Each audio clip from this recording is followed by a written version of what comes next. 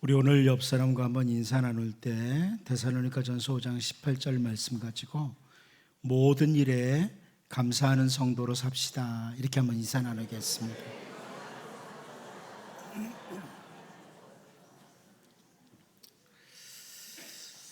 똑같은 상황에서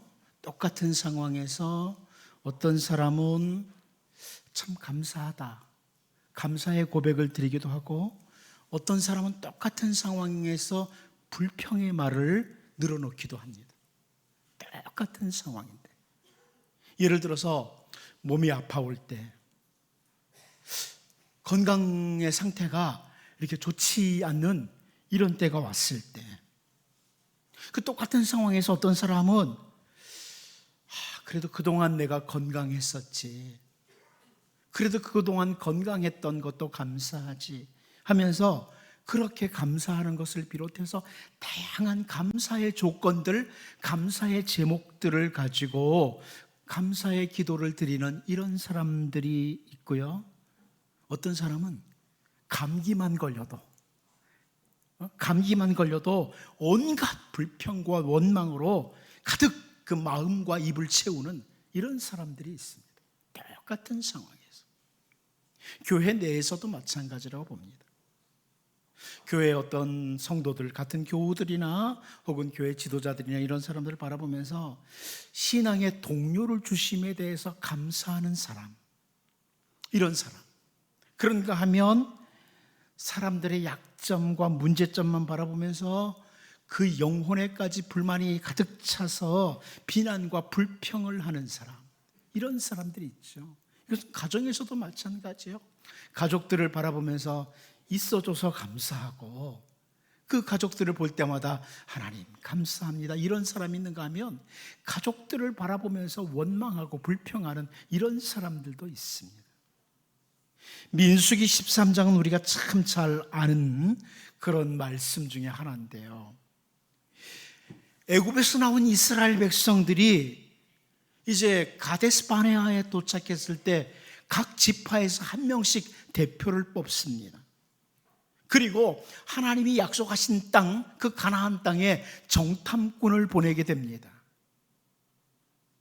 12명의 정탐꾼들이 가나안 땅에서 쭉 보았던 것들을 보면은 분명히 일치해요. 분명히 똑같은 것을 봤어요.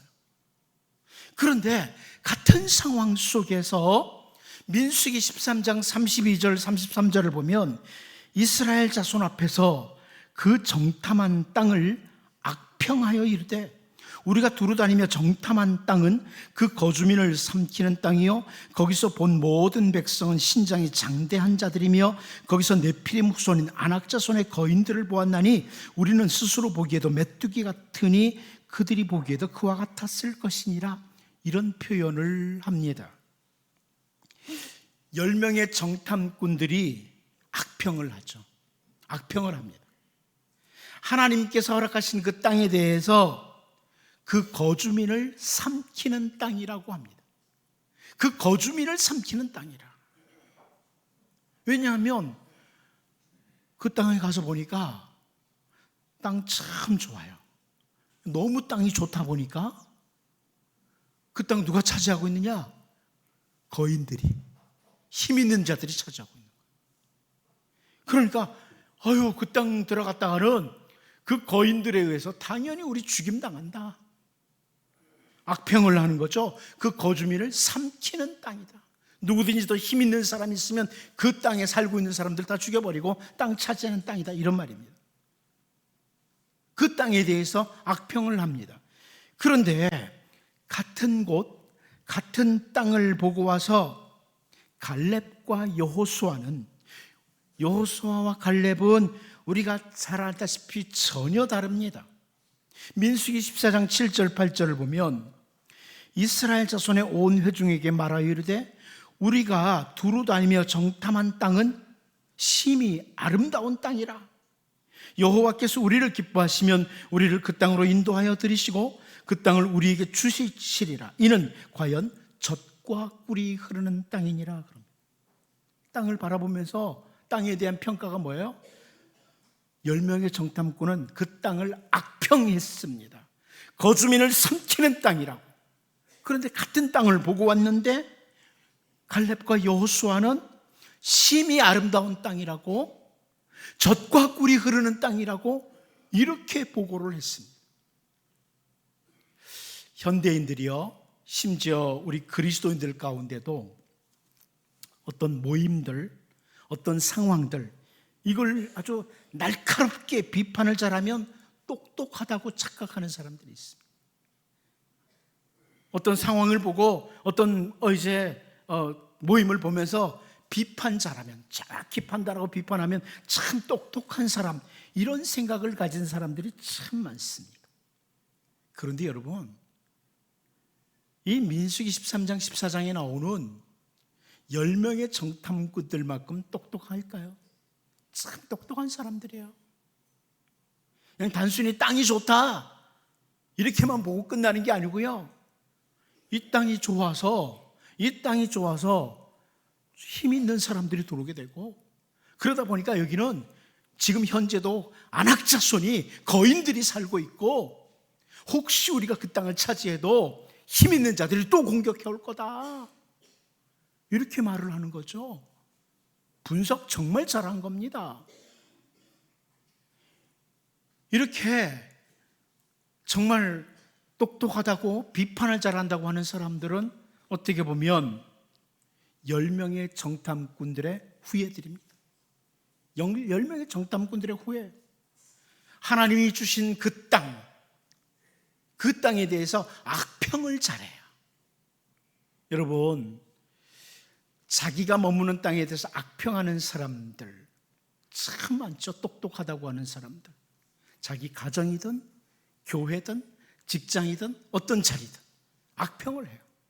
여긴 이게 문제고 아주 뛰어난 분석과 함께. 저는 그 사람들의 모습을 바로 민수기에서 보는 거예요. 10명의 정탐꾼들과 뭐가 다른가? 근데 오늘 본문 마지막 부분을 보면요, 다니엘이 그의 하나님께 감사하였더라 그럽니다. 그의 하나님께 감사하였더라. 성경의 이 부분을 알고 있는 사람들은 본문의 이 다니엘이 얼마나 힘든 상황인지를 다 압니다. 다니엘에게 찾아온 상황이 정말 어려운 상황, 감사하기 힘든 상황이다, 이걸 익히 압니다. 그런데 다니엘은 그 상황에서 그의 하나님께 감사하였더라 그럽니다. 그의 하나님께 감사하였더라. 오늘 우리가 추수감사주일로 지킵니다. 오늘은 특별히 도무지 감사할 수 없는 그런 상황에서 감사를 드리고 있는 사람, 하나님을 올바로 바라봄으로 감사를 드리는 사람 다니엘의 모습을 좀 보면서 우리를 좀 돌아보기를 원해요. 나는 정말 감사하는 사람이냐? 아니면 분석만 잘하는 사람이냐? 좀 보자는 겁니다. 정말 감사하는 사람인가? 우리가 올바로 하나님을 바라볼 때 진짜 감사할 수 있다. 이제 우리에게 주어진 상황에서는 늘 감사하는 사람들로 살기를 원해요. 여러분 잘 아는 것처럼 스펄전 목사님은 감사하는 사람에게 하나님께서는 또 다른 감사거리를 주신다, 이렇게 말했습니다. 진짜 감사하는 사람에게 또 다른 감사거리를 주신다. 오늘 다니엘이 도대체 하나님을 어떻게 바라봤기에, 어떤 하나님을 바라보았기에 그 악한 상황에서 감사할 수 있었을까? 이 부분을 좀 보면서 우리도 하나님을 올바로 바라보고 정말 감사하는 이런 감사의 사람들로 살 수 있기를 바랍니다.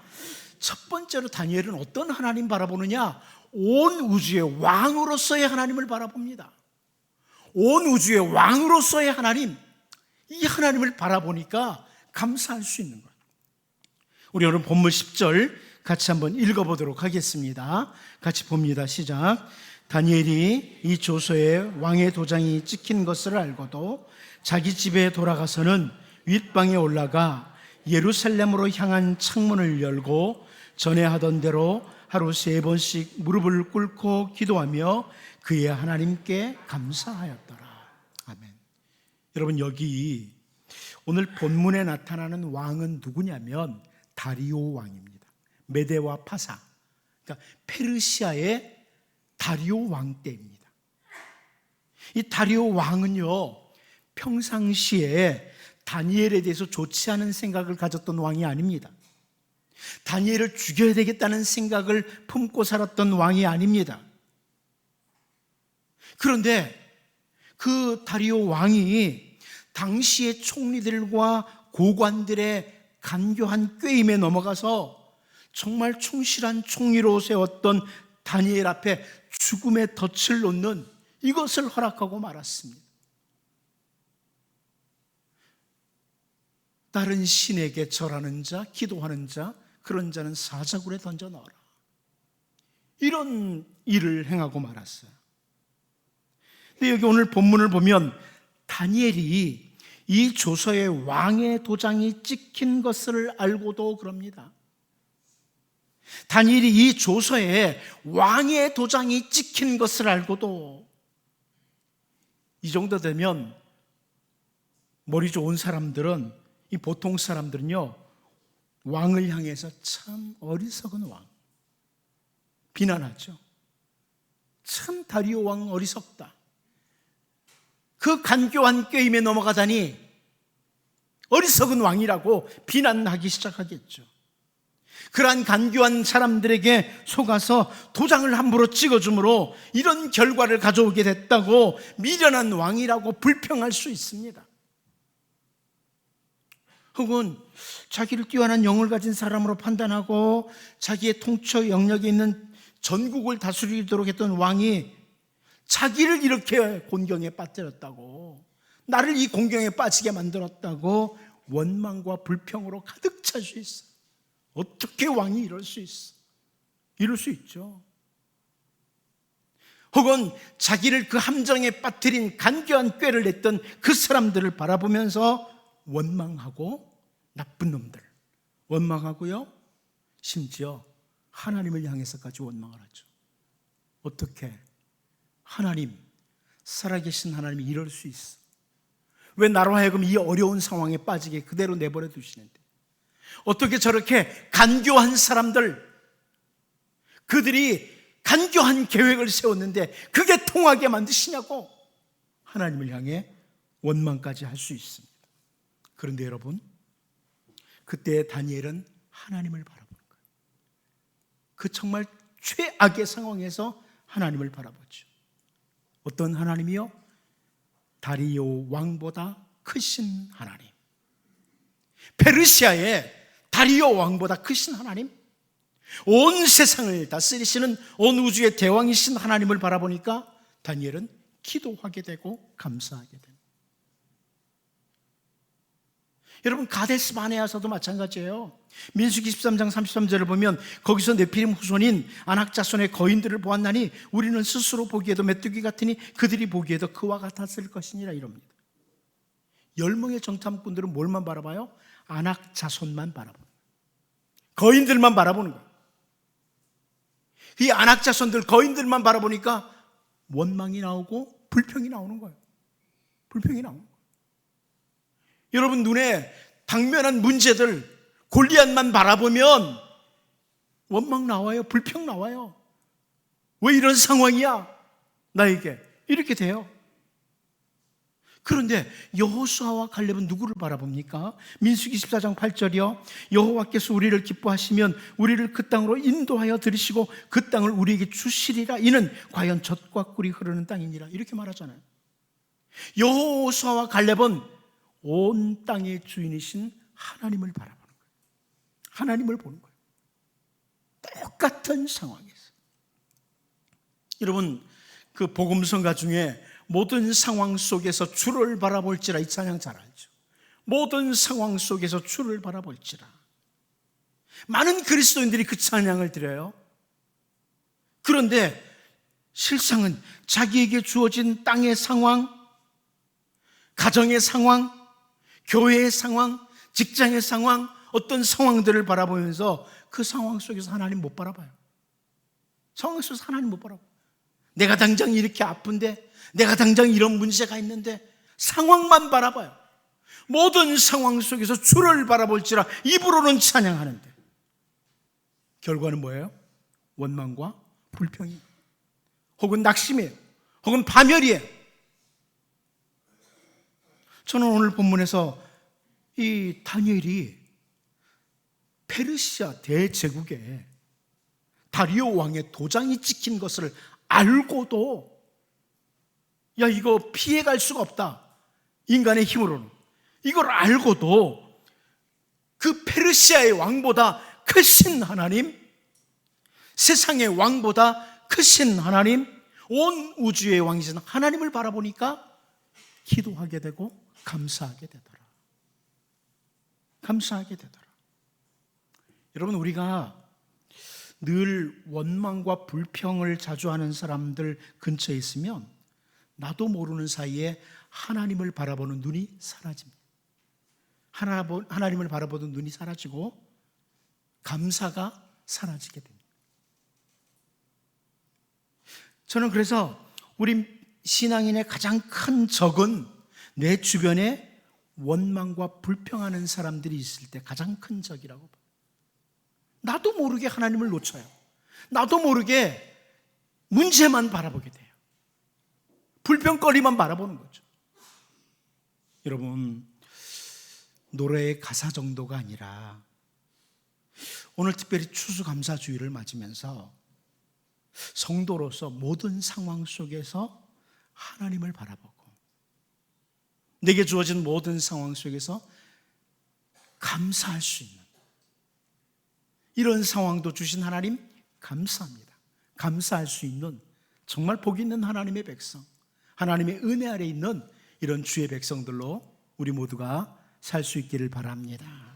두 번째는 우리가 오늘 본문에서 다니엘은 무엇을 바라보냐면 언약의 신실하신 하나님을 바라보고 있다.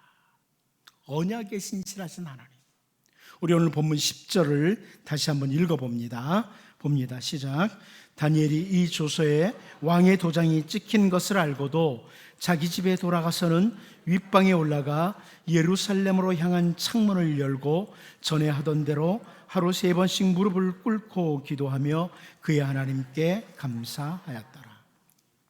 다니엘이 자 이제 어찌 보면 죽음이 앞에 있는 상황이죠. 그런 상황에서 자기 집 윗방으로 올라가서 예루살렘으로 향하는 창문을 열고 기도하며 감사했다 그럽니다.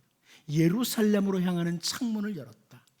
여러분, 바벨론 포로지에서 그 페르시아 땅에서 예루살렘까지는 상당히 멉니다. 그러나 예루살렘 쪽을 향해서 창문을 열고 기도하는 거예요. 왜 다니엘이 이렇게 기도하느냐? 왜 이런 행동을 취하느냐? 우리가 사실 열왕기서를 그동안 살펴봤기 때문에 알지만 솔로몬이, 다윗의 아들 솔로몬이 성전을 건축하고 난 뒤에 하나님께 기도하는 내용이 있습니다. 역대하 6장 36절을 보면 솔로몬 왕이 이렇게 기도합니다. 주께 범죄하지 아니하는 사람이 없사오니 그들이 주께 범죄함으로 주께서 그들에게 진노하사 그들을 적국에게 넘기심에 적국이 그들을 사로잡아 땅의 원근을 막론하고 끌고 간 후에라는 이런 표현입니다. 다윗의 아들 솔로몬 때입니다. 성전을 건축하고 나서 먼 미래에 혹시 우리의 후손들 가운데 이스라엘 백성들이 하나님께 범죄한 결과로 포로지에 끌려가거든, 포로의 땅에 끌려갔을 때 그 포로에 끌려간 땅에서라는 그런 표현, 그런 상황 속에서 자기의 잘못들을 깨닫고 기도를 드리는데 역대하 6장 38절을 보면 자기들을 사로잡아간 적국의 땅에서 온 마음과 온 뜻으로 주께 돌아와서 주께서 그들의 조상들에게 주신 땅과 주께서 택하신 성과 내가 주의 이름을 위하여 건축한 성전 있는 쪽을 향하여 기도하거든 그럽니다. 멀리 포로의 땅에서 하나님이 주신 그 젖과 꿀이 흐르는 땅, 가나안 땅, 혹은 예루살렘 성읍, 그리고 솔로몬이 건축한 예루살렘 성전 쪽을 바라보면서 기도하거든 그러는 거죠.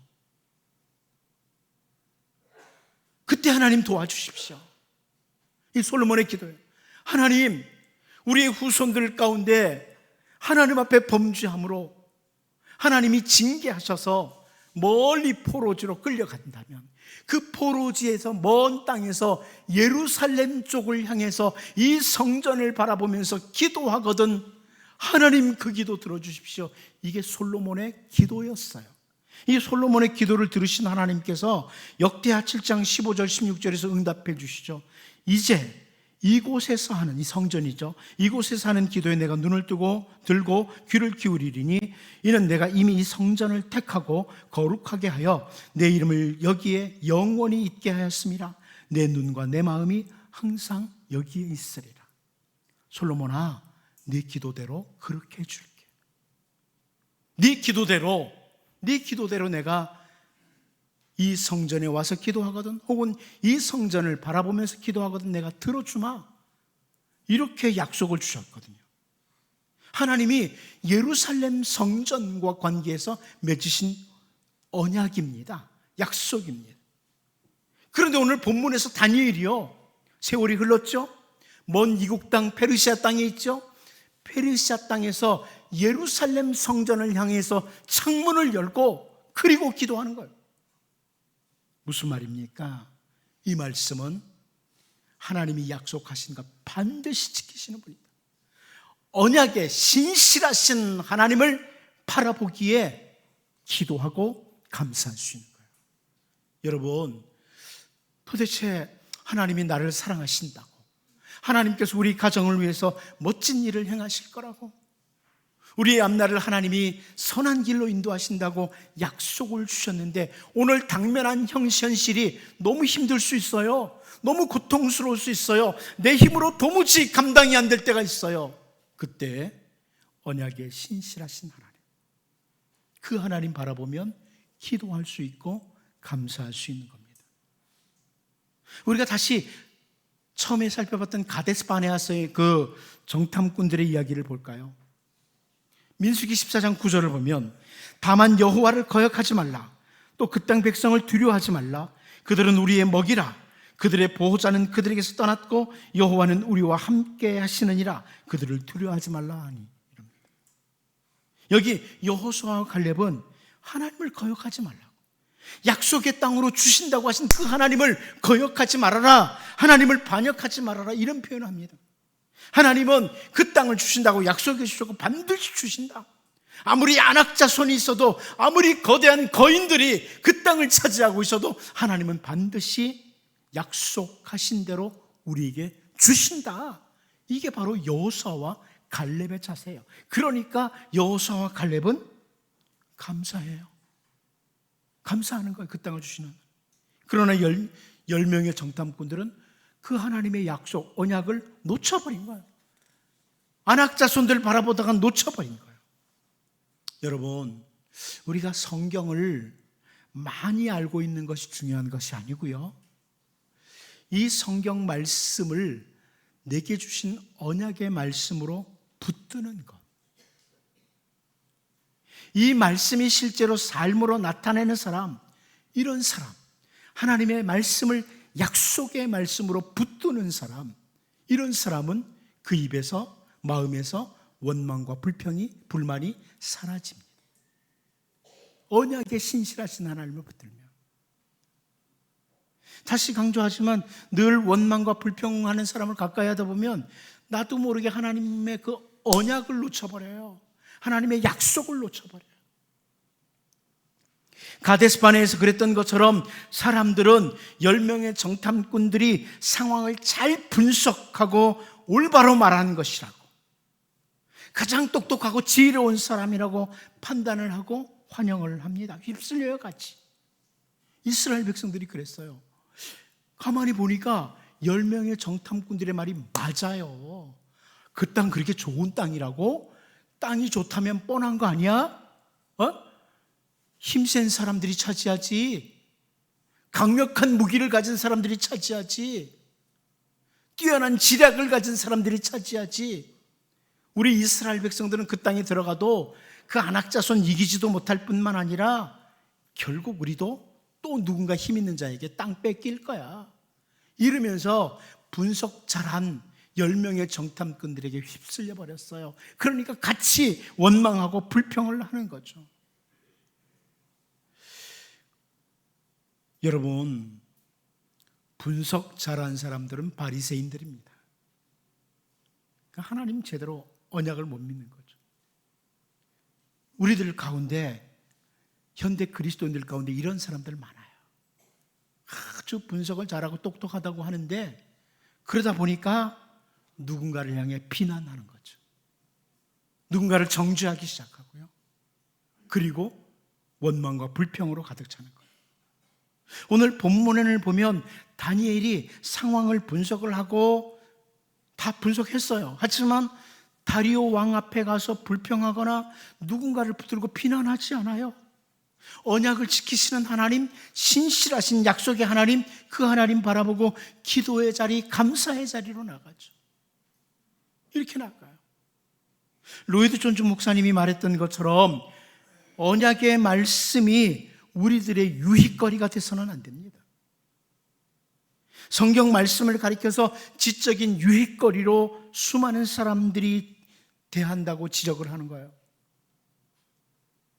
성경 말씀을 지적인 유익거리로만 삼는 사람들은 그 말씀 가지고, 하나님의 말씀 가지고 누군가를 정죄해요.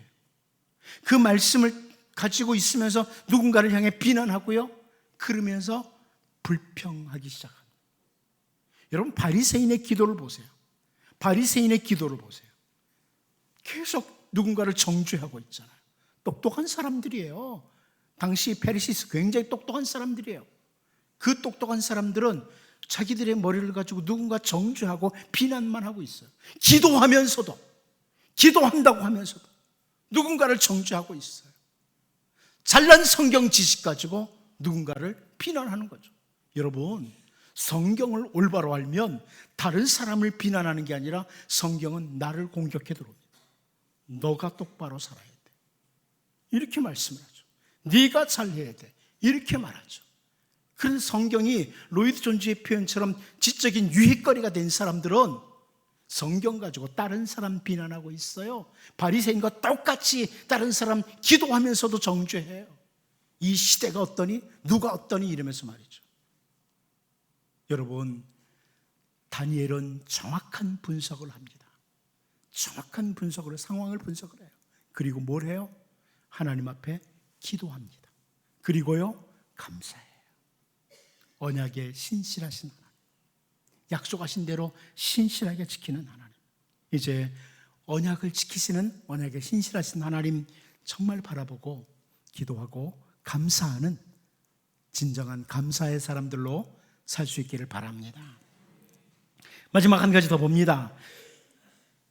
다니엘은 성도의 기도에 응답하시는 하나님을 바라보므로 감사하고 있습니다.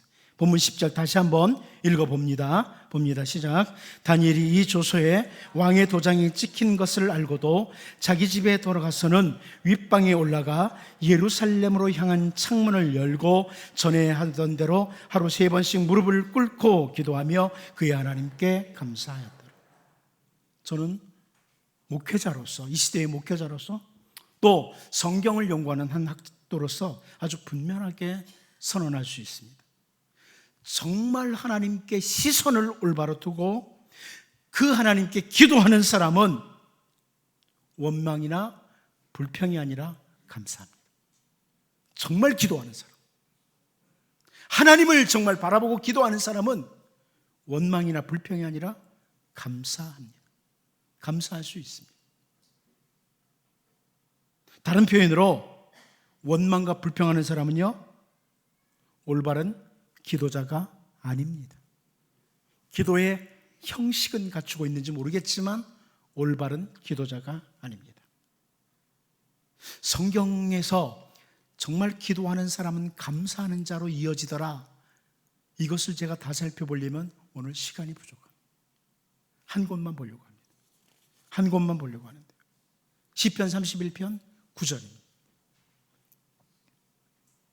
여호와여, 내가 고통 중에 있사오니 내게 은혜를 베푸소서. 내가 근심 때문에 눈과 영혼과 몸이 쇠하였나이다. 이 시편 31편은 다윗이 기록한 시편입니다. 지금 다윗이 얼마나 고통스러운 상황인지 충분히 보입니다. 엿볼 수 있어요. 다윗이 얼마나 고통스러운 상황을 맞았는지. 한 구절만 더 보면 시편 31편 12절이죠. 내가 잊어버린 바 됨이 죽은 자를 마음에 두지 아니함 같고 깨진 그릇 같으니이다. 제가 자주 살펴봤죠. 다윗이 했던 깨진 그릇 같다. 깨진 그릇 안 씁니다. 공동번역은 그런데 이렇게 번역했어요. 공동번역에서 이렇게 번역을 해주었습니다. 죽은 사람처럼 기억에서 사라지고 쓰레기처럼 버려져 싸웁니다.